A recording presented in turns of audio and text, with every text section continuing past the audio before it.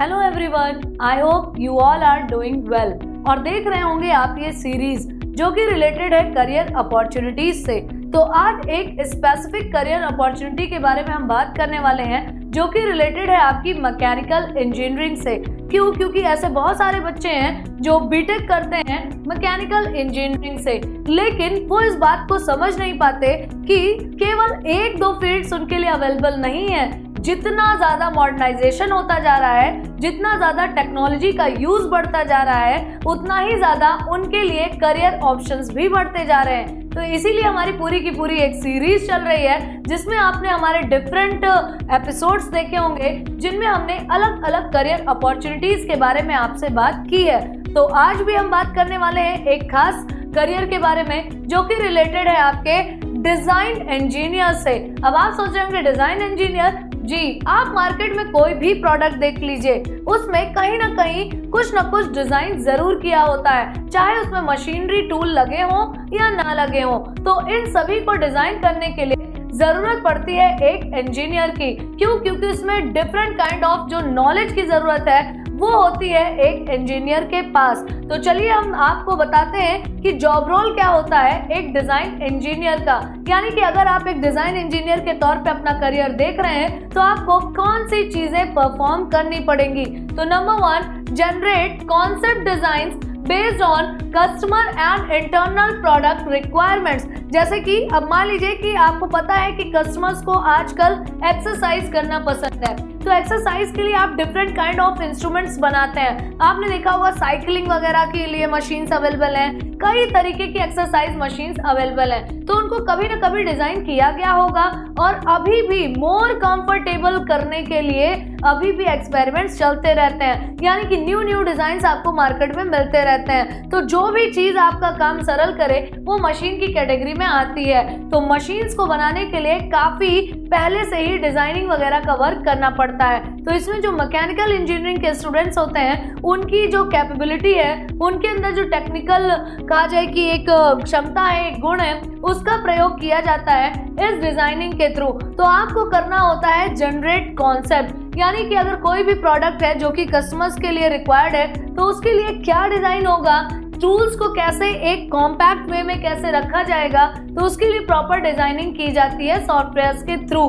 तो जिनके पास ये स्किल्स होती है वो प्रॉपरली इस वर्क को परफॉर्म कर सकते हैं। स्कूल के बाद आगे की पढ़ाई और कॉलेज के बाद करियर का टेंशन, हर कंफ्यूजन का सलूशन है हुनर इंडिया के करियर काउंसलिंग सेशंस। तो आज ही डाउनलोड करें हुनर इंडिया ऐप। अब आगे देखिएगा, क्रिएट मैकेनिकल DFMEA, इसका फुल फॉर्म क्या होता है आपका design failure mode and effect analysis.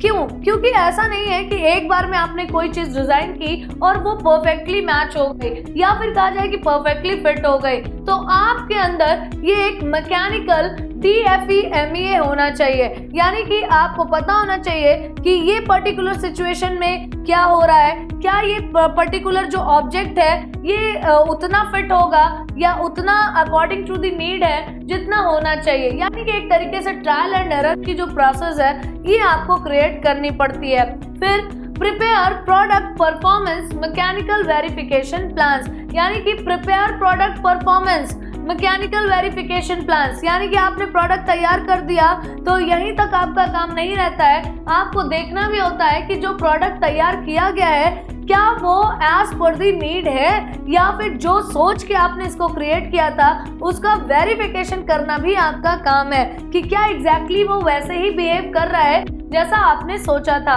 अब देखिएगा, provide technical support to plant to manufacture the product during development and start of production. मान लीजिए आप किसी ऐसी कंपनी में हैं जहां पे व्हीकल्स का प्रोडक्शन हो रहा है या किसी भी तरीके का प्रोडक्शन हो रहा है जहां पे मशीन्स वगैरह का यूज हो रहा है, तो आप इसीलिए हैं कि आप जो है उनको टेक्निकल सपोर्ट प्रोवाइड कर सकें, जैसे कि उसकी एफिशिएंसी बढ़ जाए जिससे, या फिर कहा जाए कि कॉस्ट कम हो जाए, या फिर आप जो रिपेयरिंग या मेंटेनेंस के लिए जो प्रॉपर सुपरविजन होता है उसमें आप सपोर्ट कर सकते हैं। क्यों? क्योंकि आपको प्रॉपर नॉलेज होती है कि कितनी यूनिट्स तक कौन सी मशीन चल सकती है, किस मशीन के लिए कितनी कैपेबिलिटी होनी चाहिए, इन सारी चीजों के थ्रू आप सपोर्ट कर सकते हैं। फिर देखिएगा, create tolerance stacks and decide tolerance for designs to meet functional requirements। क्योंकि आप जैसा सोचते हैं, जैसे कि मान लीजिए आज आपने कोई प्रोडक्ट बनाया लेकिन वो हर कंडीशन में एक जैसा बिहेव नहीं करता,